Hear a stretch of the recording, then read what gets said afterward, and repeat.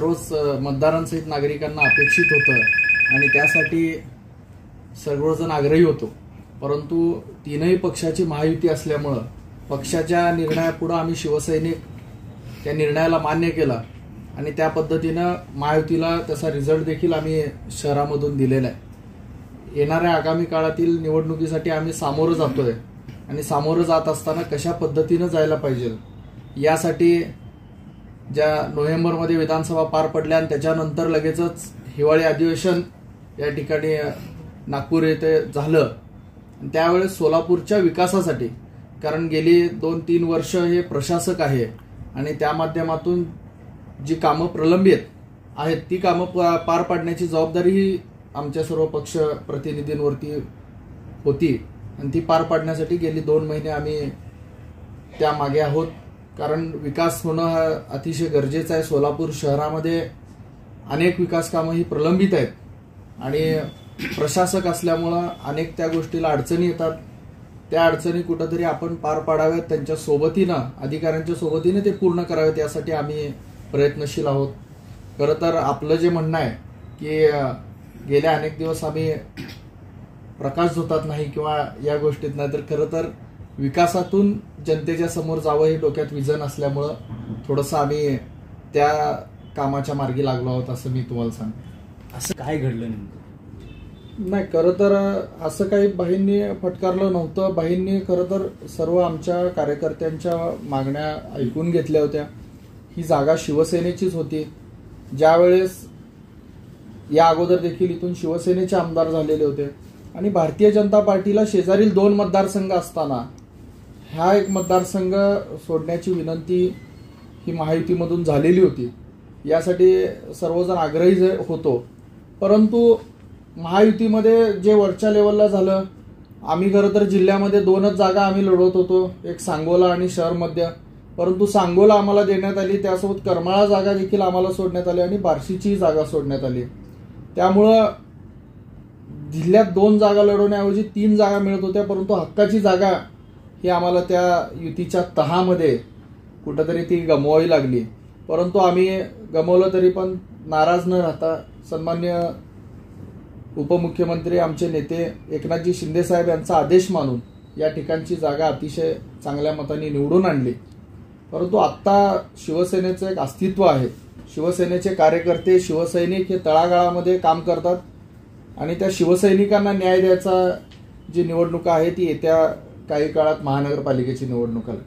नेत्यांच्या निवडणुका ह्या विधानसभा, लोकसभा असतात, परंतु कार्यकर्त्यांची निवडणूक ही आत्ता असते. त्यामुळे आता कार्यकर्त्यांना न्याय द्यायची जबाबदारी आमच्यावर आहे आणि ती आम्ही नक्की पार पाडू. तुम्ही म्हणता तळागाळातल्या चर्चा अनेक निघत असतात, परंतु सत्य परिस्थिती, आता तुम्ही तर पत्रकार आहात, तुम्हाला खरी परिस्थिती आणि खोटी परिस्थिती दोन्ही माहिती असतात.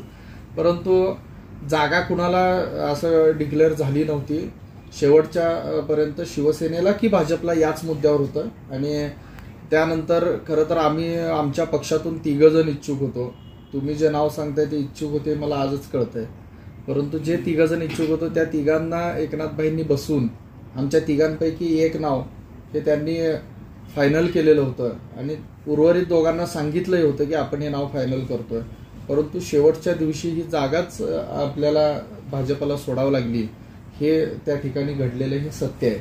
हे नाराजीचा प्रश्न नाही, 3 जण म्हणजे आम्ही जे उमेदवार भरलो होतो 3 जण ते नव्हे, तर शहर मध्येसाठी इच्छुक असणारे 3 जण होतो. त्यामध्ये मी होतो, ज्योतिताई वाघमारे होते आणि शिवाजीराव सावंत हे देखील होते. परंतु आम्ही जे उमेदवारी भरली किंवा हा जो प्रकार होता त्यामध्ये आम्ही आमच्या पक्षावर कधीही नाराज नव्हतो. आम्ही महायुतीवरती, भारतीय जनता पार्टीवरती नाराज होतो. कारण लोकसभेला आम्ही इमानीतबारे काम केलं होतं.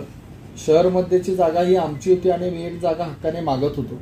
तरी देखील त्यावेळेस नव्याने पक्षात आलेल्या उमेदवाराला उमेदवारी देण्यासाठी भारतीय जनता पार्टी आपल्या शिवसेनेच्या हक्काची जागा घेतेय, हा एक मनामध्ये शिवसैनिकाच्या विचाराने आमच्यामध्ये एक राग होता आणि त्या रागातून आम्ही ते उमेदवारी भरण्याचं पाऊल उचललं होतं.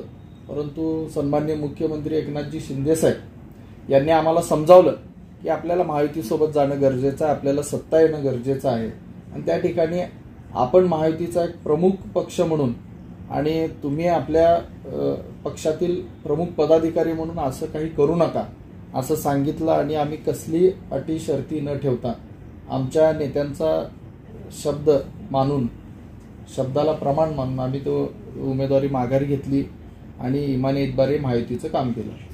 विधानसभा आता महायुती ज्यावेळेस आता विधानसभा निवडणुका झाल्या त्यानंतर आम्ही हिवाळी अधिवेशनासाठी नागपूर येथे होतो आणि मुख्यमंत्री आपले सध्याचे उपमुख्यमंत्री एकनाथजी शिंदे साहेब यांनी सोलापूर जिल्ह्यामध्ये येणाऱ्या आगामी निवडणुकाच्या संदर्भामध्ये चर्चा केली.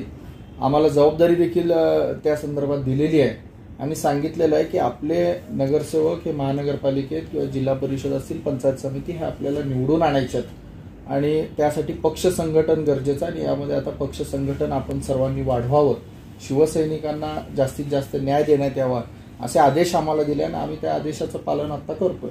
काय आता त्यांची भूमिका खरं तर त्यांनाच विचारावी लागेल, परंतु पक्षाची भूमिका जी असेल त्या पक्षाच्या भूमिकेसोबत आम्ही शिवसैनिक म्हणून आणि एक जिल्ह्याचे प्रमुख पदाधिकारी म्हणून आम्ही सोबत राहू. परंतु आपण जे म्हणलंय की वादापेक्षा या ठिकाणी आम्ही मुख्यमंत्री एकनाथजी शिंदे साहेब आमच्या नेत्यांचाच शब्द आम्ही मानतो आणि त्यांच्याच विश्वासावर ठेवून आम्ही पक्षामध्ये पक्ष संघटनाचं काम करतो. परंतु काही जण आमच्या पक्षातले आहेत जे स्वतःला पक्षापेक्षा मोठं समजतात. त्यांनी आत्ता विधानसभेमध्ये अनेक वेगवेगळ्या मतदारसंघावर